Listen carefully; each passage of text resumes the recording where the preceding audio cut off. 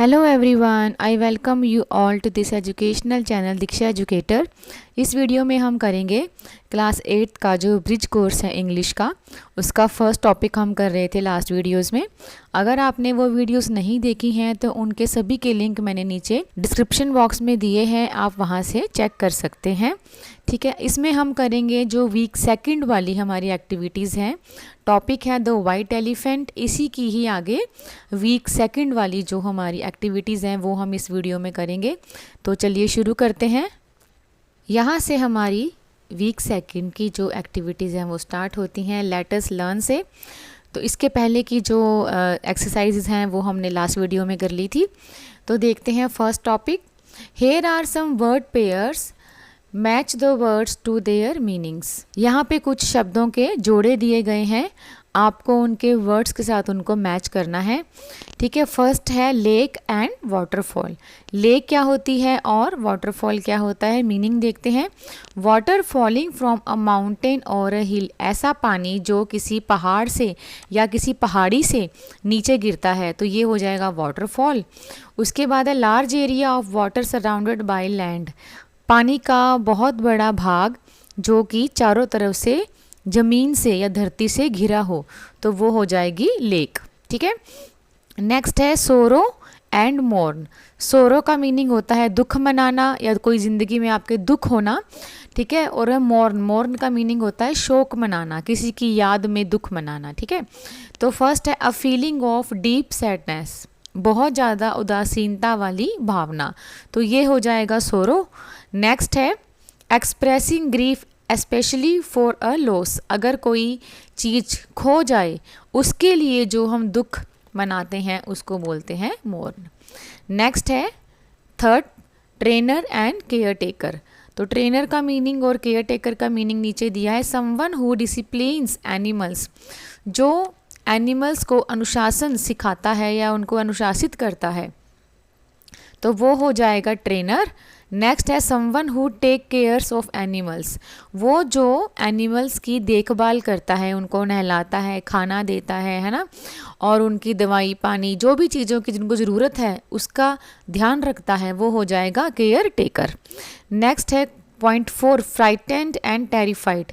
Frightened होता है डरना, थोड़ा कम डरना, और टेरिफाइड बहुत ज़्यादा भयानक तरीके से डरना, तो ये है माइल्ड फियर, थोड़ा सा डर, वो हो जाएगा फ्राइटेंड। एक्सट्रीम फियर, बहुत ज़्यादा डर, वो हो जाएगा टेरिफाइड। नेक्स्ट है स्प्रिंकल एंड पोर। स्प्रिंकल होता है छिड़कना और पोर होता है उड़ेलना। तो इसके मीनिंग्स देखते हैं। टू स्कैटर स्मॉल ड्रॉप्स और पार्टिकल्स, छोटी छोटी बूंदें या छोटे छोटे कण बिखेरना, तो ये हो जाएगा स्प्रिंकल। जैसे हम नमक है वो स्प्रिंकल करते हैं, है ना, या पानी का छिड़काव करते हैं, तो वो स्प्रिंकल हो जाएगा। और अगर हम एक साथ पूरा जग भर के कहीं उड़ेल देते हैं या पूरा मटका भर के उड़ेल देते हैं, कटोरी भर के उड़ेल देते हैं, तो वो हो जाएगा पोर। टू फ्लो रैपिडली, एक साथ ज़्यादा इकट्ठा फ्लो में बहना जो चीज़ होती है, that is called pour. Next है point 2।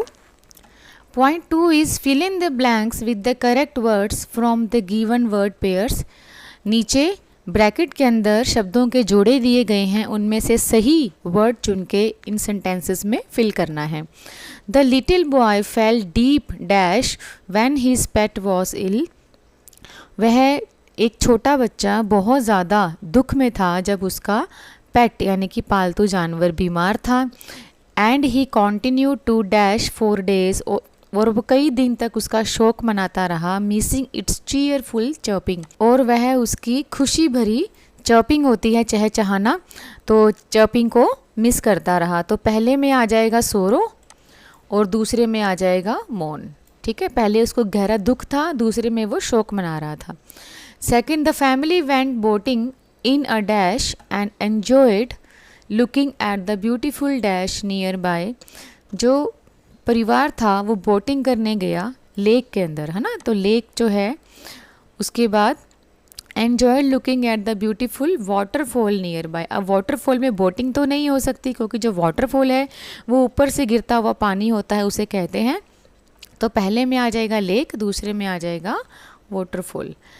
Third the mahout took good dash of the baby elephant while the visitor watched with dash hoping it would stay happy. महावत ने बेबी एलिफेंट का बहुत अच्छे से ख्याल रखा जबकि जो विजिटर से दर्शक थे वो देखते थे विद कंसर्न। अब यहाँ पे क्या आ जाएगा, कंसर्न, और पहले में आ जाएगा केयर। नेक्स्ट है पॉइंट 4, एट द फार्म, खेत में, the dash taught the dogs to perform tricks but it was the dash who ensured they were well fed and comfortable. तो पहले में आ जाएगा trainer, the trainer taught the dogs to perform tricks. जो trainer था वो dogs को सिखाता था कि कैसे ट्रिक्स हैं वो परफॉर्म करनी है। और जो दूसरा था केयर टेकर, है ना, केयर टेकर होता है जो परवाह करता है, जो ख्याल रखता है, वो ख्याल रखता था, इंश्योर करता था, यह पूरा पक्का विश्वास दिलाता था कि जो वो डॉग्स हैं उन्हें ढंग से खाना दिया गया है और वो पूरी तरीके से कंफर्टेबल हैं। Next is point 5, why When she heard a sudden noise in the dark, जब उसने अचानक अंधेरे में एक आवाज़ सुनी, she felt dash, but when she saw the shadow moving towards her, she became completely dash। तो पहले में आ जाएगा frightened, यानी कि थोड़ा डर गया। जब उसने अंधेरे में अचानक एक आवाज़ सुनी, शी फेल्ट फ्राइटेंड, यानी कि वो डर गई। बट व्हेन शी सा द शैडो मूविंग टूवर्ड हर, जब उसको लगा कि परछाई उसकी तरफ आ रही थी, शी बिकेम कम्प्लीटली टेरिफाइड, तो वो बिल्कुल ज़्यादा और ज़्यादा डर गई। Next is 6, the baker dash a little sugar on the cake for decoration but accidentally dash too much syrup making it too sweet। तो फर्स्ट में आ जाएगा स्प्रिंकल्ड। बेकर होता है जो केक बनाता है या बेकरी में काम करता है, that is called baker. Baker ने डेकोरेशन के लिए केक के ऊपर थोड़ी सी चीनी छिड़की, बट एक्सीडेंटली, बट गलती से या दुर्घटनावश, पोड़ उड़ेल दिया, टू मच सिरप, बहुत ज़्यादा सिरप उड़ेल दिया, मेकिंग इट टू स्वीट, जिसने उसे ज़्यादा ही मीठा बना दिया। तो फर्स्ट में आ जाएगा स्प्रिंकल, सेकंड में आ जाएगा पोर्ड। नेक्स्ट है point 3, a homonym is a word that has the same spelling और pronunciation as another word. Homonym ऐसा वर्ड होता है जिसकी सेम स्पेलिंग होती है या फिर स्पेलिंग डिफरेंट होती है लेकिन प्रोनाउंसिएशन सेम होती है, but has a different meaning, लेकिन उनका जो अर्थ होता है वो बिल्कुल ही डिफरेंट होता है। Read the following word from the text. इस तरह के जो शब्द हैं वो टेक्स्ट में से पढ़िए। पहला दिया है spring, a source of water और टू जंप सडनली। इसके दो मीनिंग है स्प्रिंग के, एक होता है झरना, अ सोर्स ऑफ वाटर, पानी का स्रोत होता है, और टू जंप सडनली, अचानक से कूद जाना। स्प्रिंग एक और भी होता है, स्प्रिंग होता है जिससे हम, जो हमारे पेन के अंदर होता है स्प्रिंग, है ना, लोहे का, एक और स्प्रिंग होता है, वो होता है स्प्रिंग सीजन, जिसको बसंत का मौसम कहते हैं। तो स्प्रिंग के बहुत सारे मीनिंग हैं, यहाँ पे हमें 2 दिए गए हैं। उसके बाद है trunk, nose of an elephant. Trunk इसको कहते हैं, ट्रंक कहते हैं एलिफेंट की लंबी सी नाक को। अ लार्ज बॉक्स और चेस्ट फॉर स्टोरेज, एक ऐसा बक्सा या ऐसी तिजोरी जो जहाँ पे कोई सामान स्टोरेज के लिए रखा जाता है, उसको भी ट्रंक कहते हैं। हाँ जी, ट्रंक और किसको कहते हैं, ट्रंक का तीसरा मीनिंग होता है जो पेड़ का तना होता है मोटे वाला, उसको भी ट्रंक ही कहते हैं। थर्ड है bear, a large animal found in cold regions, ऐसा बड़ा सारा जानवर जो ठंडे इलाकों में पाया जाता है। और दूसरा है टू एंड्योर, कुछ बर्दाश्त करना, उसको भी बियर ही कहते हैं। एक और बियर होती है ना, जो कि एक पेय पदार्थ है, पीने जो लोग पीते हैं। उसके बाद है थर्ड फाइन, अ पेनल्टी और fee for breaking a rule. Fine क्या होता है, एक मीनिंग होता है फ़ाइन का कि वो जो पेनल्टी लगती है या फ़ाइन लगता है, हम कहते हैं ना कि फ़ाइन लग गया, है ना, तो पेनल्टी यानी कि जो पेमेंट करनी है उसके अतिरिक्त आपको जो पैसा पे करना पड़ता है। अगर कोई रूल टूट जाता है तो उसके लिए जो पेनल्टी लगती है उसको फ़ाइन कहते हैं। और दूसरा होता है हाई क्वालिटी, बहुत अच्छी कोई गुणवत्ता है किसी चीज़ में, ये फ़ाइन शुगर है, मतलब बहुत अच्छी क्वालिटी की शुगर है, तो उसको भी क्या बोलते हैं, हाई क्वालिटी। तो उसका एक और मीनिंग क्या हो जाता है, फाइन। नेक्स्ट है stable, a place where animals are kept, जहाँ पर जानवरों को रखा जाता है, जैसे घोड़ों को, हाथियों को, है ना, तो उसको क्या बोलते हैं, स्टेबल यानी कि तबेला। और एक होता है स्टीडी, मतलब बिल्कुल स्थिर, एक जगह पे टिका हुआ, उसको भी क्या बोलते हैं, स्टेबल। ठीक है, तो ये सारे डिफरेंट मीनिंग हो गए। इसके बाद है now write to different sentences using each homonym correctly. अब इन सभी के जो अलग अलग शब्द दिए हैं ना, हमें शब्दों के अलग अलग अर्थ दिए हैं, इनके साथ सेंटेंसेस बनाने हैं, तो वो हम देख लेते हैं। फर्स्ट सेंटेंस है स्प्रिंग का। First is spring is a season when flowers bloom. Spring वो सीजन है जब फूल खिलते हैं। नेक्स्ट है the lion roared once and sprang. शेर दहाड़ा एक बार और झपट पड़ा या उछल पड़ा। नेक्स्ट है ट्रंक, तो इसके सेंटेंसेस हो जाएंगे she sat on a trunk at the end of one bed. एक बेड के एंड में एक ट्रंक पर वो है बैठ गई।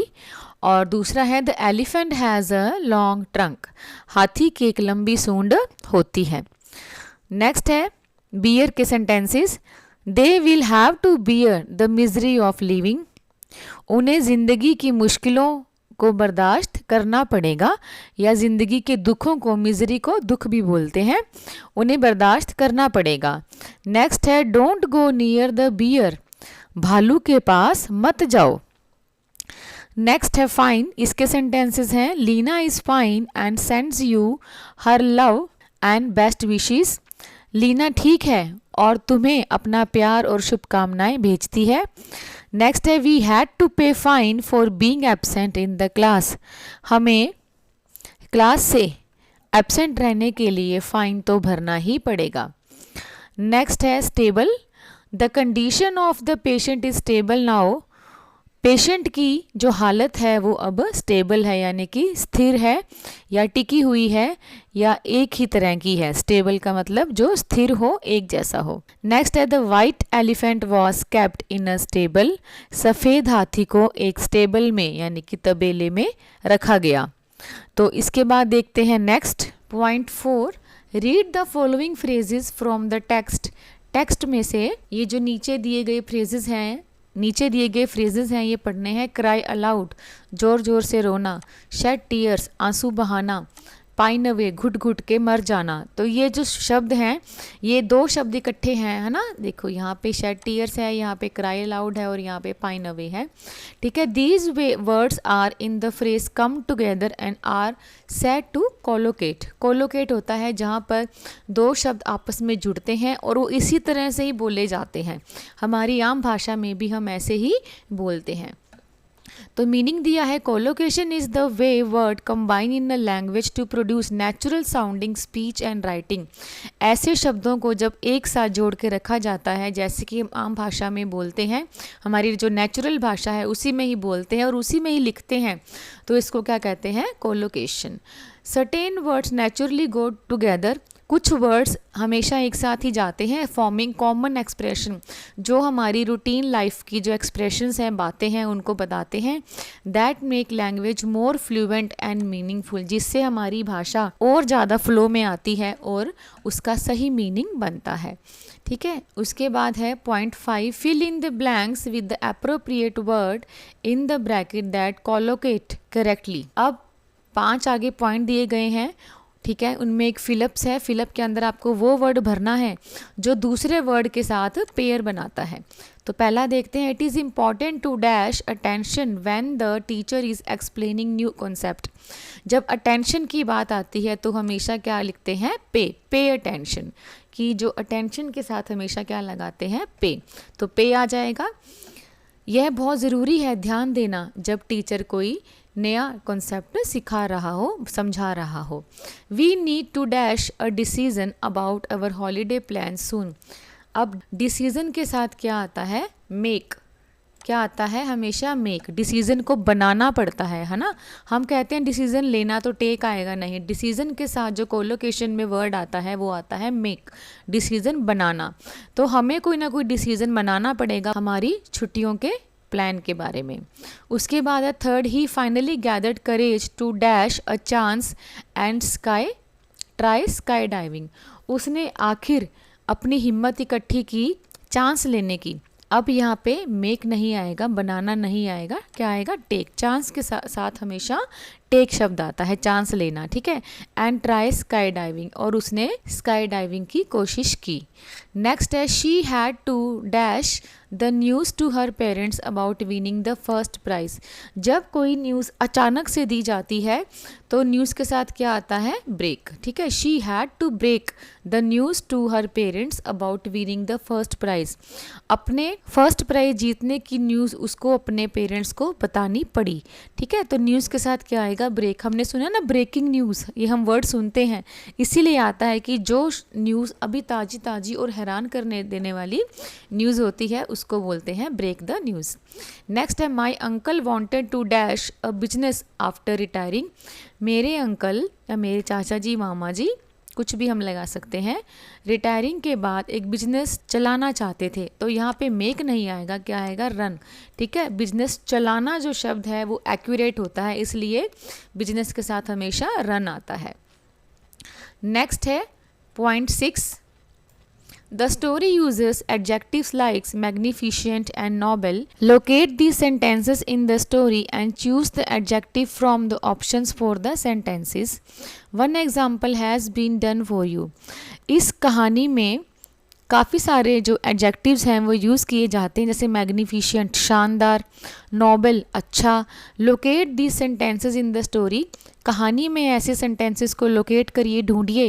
And choose the adjectives from the option for the sentences, और जो सेंटेंसेस हैं ऑप्शंस के अंदर से उनके एडजेक्टिव्स को ढूंढिए। One example has been done for you, आपके लिए एक एग्जाम्पल करके दिया गया है। तो ये सारे काफ़ी सारे एडजेक्टिव्स दिए हैं, और जो हमें बोल्ड करके दिए गए हैं वर्ड्स, इनके हमको एडजेक्टिव्स ढूंढने हैं। तो फर्स्ट है the elephant was a big creature. Big का मीनिंग क्या होता है? इनॉर्मस। इनॉर्मस भी का मीनिंग भी बहुत बड़ा होता है। नेक्स्ट है the king had a nice palace. King के पास एक बहुत अच्छा शानदार पैलेस था, बहुत सुंदर पैलेस था। तो यहाँ पे पैलेस के साथ नाइस लिखा है, तो इसका जो एडजेक्टिव है वो हो जाएगा लग्जरियस, यानी कि बहुत ही ऐशो आराम वाला महल था। उसके बाद है the trainer led the elephant to a beautiful stable. जो ट्रेनर्स थे वो हाथी को एक सुंदर से तबेले में ले गए। तो सुंदर के लिए आ जाएगा ब्रेथ टेकिंग। ब्रेथ टेकिंग होता है इतना सुंदर कि आप उसको देख के आपकी सांसें रुक जाएं, इतना सुंदर, ठीक है। नेक्स्ट है the elephant had a good heart and cared for his mother. Good heart, एक अच्छा दिल था हाथी के पास, और वो अपनी माँ की बड़ी परवाह करता था। ये हो जाएगा कंपैशनेट, यानी कि बहुत ही ज़्यादा प्यार करने वाला। उसके बाद हो जाएगा point 5, the traveller was tired after wandering for 7 days। जो यात्री था बहुत थक गया था 7 दिन तक इधर उधर भटकते हुए। तो टायर्ड हो जाएगा यहाँ पे वियरी। वियरी होता है बहुत ज़्यादा थक जाना। उसके बाद है point 6, the traveller had been wandering around in the thick forest. वो जो ट्रैवलर था वो जंगल में, घने जंगल में इधर उधर भटकता रहा। तो थिक हो जाएगा डेंस। डेंस होता है बहुत घना, ठीक है। तो ये हमारे सारे एडजेक्टिव्स हो गए। नेक्स्ट हम करेंगे point 7, create as many words as possible from the following words from the text. One example has been done for you. नीचे दिए गए शब्दों के जितने आप शब्द बना सकते हैं उतने बनाइए फ्रॉम द टेक्स्ट। टेक्स्ट में से one example has been done for you, एक एग्जाम्पल आपके लिए बना के दिया गया है। जैसे सराउंडिंग्स हैं, यही वाले लेटर यूज़ करने हैं जिसमें से साउंड, राउंड, सिंग, ग्राउंड, रिंग्स, रंस, डग, सन, रिंड, सोर, नोड, सर, ग्राइंड, अंडू, रग, एक्स्ट्रा, ये सारे वर्ड्स दिए हैं। तो मैग्निफिशेंट, फ्रेग्रेंट, स्पार्कलिंग, प्रोक्लेमिंग, इनके आपको वर्ड्स बनाने हैं। कुछ वर्ड्स मैंने बनाए हैं, वो एग्जाम्पल देख सकते हैं। फर्स्ट वर्ड है मैग्निफिशेंट, तो इसमें से मैंने कुछ वर्ड्स बनाए हैं cent, ten, net, met, get, fate, faint, gem, giant, ant, fang, fit, man, जो इन्हीं लेटर से बने हैं। उसके बाद है फ्रेग्रेंट। फ्रेग्रेंट में से ग्रांट, रैंग, रैट, एंट, रैन। नेक्स्ट है स्पार्कलिंग। स्पार्कलिंग में से स्प्रिंग, किंग, पार्क, पिन, सिंग, गैप, रिंग और स्पार्क। नेक्स्ट है प्रोक्लेमिंग, इसमें से रिंग, पिंग, क्लेम, मोप, कोप, प्रैम, एम, रोम, लाइन। तो ये कुछ लेटर्स यूज़ करके मैंने इन वर्ड्स में से कुछ वर्ड्स बनाए हैं नए। आप भी ऐसे और भी लेटर्स यूज़ करके नए वर्ड्स बना सकते हैं। तो फ्रेंड्स, इस वीडियो में हम यहीं तक की एक्सरसाइज करेंगे, ठीक है। जो वीक सेकंड का हमारा बाकी का जो इसमें एक्टिविटी पोर्शन है या लिसनिंग वाला है ना, तो वो हम करेंगे नेक्स्ट वीडियो में। मुझे उम्मीद है कि आपको ये वीडियो पसंद आएगी और आपके लिए बहुत हेल्पफुल रहेगी। तो मिलते हैं नेक्स्ट वीडियो में। Till then keep watching, keep learning, have a nice day.